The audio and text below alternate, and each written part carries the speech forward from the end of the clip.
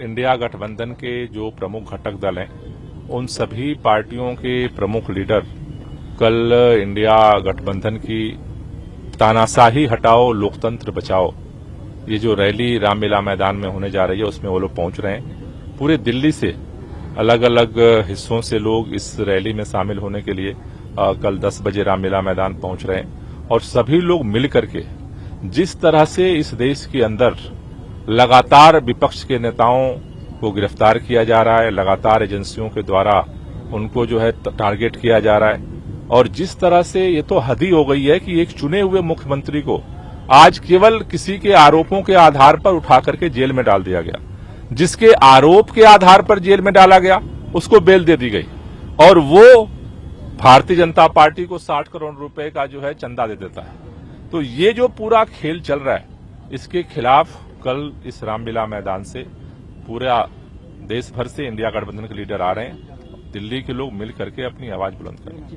आपने जो, क्योंकि आप लोगों का मुख्य मुद्दा अरविंद केजरीवाल की गिरफ्तारी है, कांग्रेस पार्टी की तरफ से जो पोस्टर्स आ रहे हैं संविधान बचाओ, इस तरह से ये नारा दिया गया है, तो अलग अलग मुद्दे क्या होंगे इसमें? अलग अलग मुद्दों का आप लोग नहीं, देखो, कुल मिलाकर के अरविंद केजरीवाल की गिरफ्तारी से जो इस देश में मुद्दे चल रहे थे, चाहे संविधान हो, चाहे लोकतंत्र हो, चाहे एजेंसियों का दुरुपयोग हो, चाहे वो अलग अलग तरह से लोगों की आवाज को बंद करना हो, ये सारे मुद्दे देश के अंदर चल रहे हैं।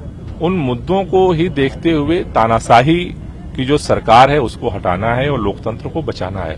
ये मुख्य जो है इस पूरे रैली का केंद्रीय बिंदु होगा। कौन कौन से बड़े नेता इसमें आ रहे हैं? कल खबर है कि सोनिया गांधी भी शामिल होंगी, इससे पहले आपने कुछ नाम बताया? देखिए, अभी तक जो नाम है उनमें प्रमुख रूप से जो नाम अभी आने के लिए कन्फर्म हुए हैं उसमें कांग्रेस पार्टी से श्री मल्लिकार्जुन खड़गे साहब, श्री राहुल गांधी जी, श्री सोनिया गांधी जी का भी कल रात में नाम फाइनल हुआ है।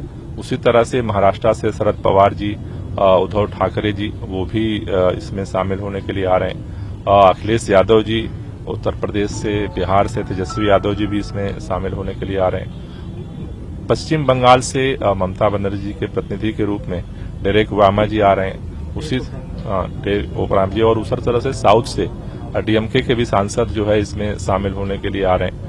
पंजाब के हमारे जो मुख्यमंत्री हैं भगवंत मान जी वो भी आ रहे हैं। झारखंड के जो मुख्यमंत्री हैं चंपई सोरेन जी वो भी आ रहे हैं और उनके साथ कल्पना सोरेन जी हैं वो भी आ रही हैं। फारूक अब्दुल्ला साहब आ रहे हैं। लेफ्ट पार्टियों के जो प्रमुख लीडर हैं सीताराम येचुरी जी, डी राजा जी, दीपांकर भट्टाचार्य जी, ये भी सारे लोग इसमें शामिल होने के लिए कल आ रहे हैं। आप लोग की कितनी उम्मीद है? आप लोगों को कितनी लोगों की भीड़ यहाँ पे इकट्ठी होगी? क्योंकि अलग अलग एनजीओ जो अलग अलग संस्था उन लोगों से आपने अपील किया। देखिए, ये खुला आह्वान है क्योंकि इस देश में, इस देश को बचाने का, संविधान को बचाने का, लोकतंत्र को बचाने का ये आखिरी मौका है।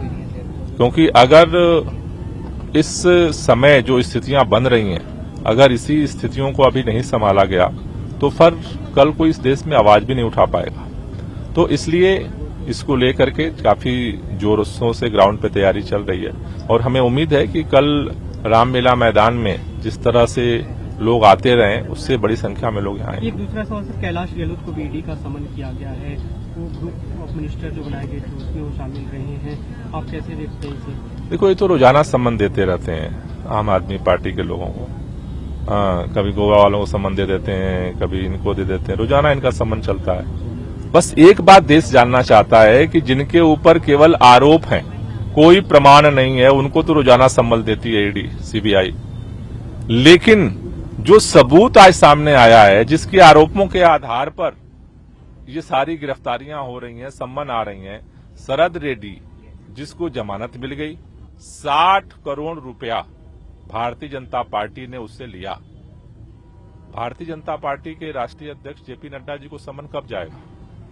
जहां पर साफ दिख रहा है कि पैसा लिया गया, वहां ईडी को कोई जांच की जरूरत समझ में नहीं आती, और जहां 2 साल से नाक रगड़ रहे हैं, कोई सबूत नहीं मिला, वहां रोजाना सम्मन आ जाता है। तो भारतीय जनता पार्टी को सम्मन भेजना है, जब चाहे तब भेज दे। क्या कैलाश गहलोत जाएंगे आज ईडी के सामने? नहीं, अभी वो बताएंगे, निर्णय लेंगे।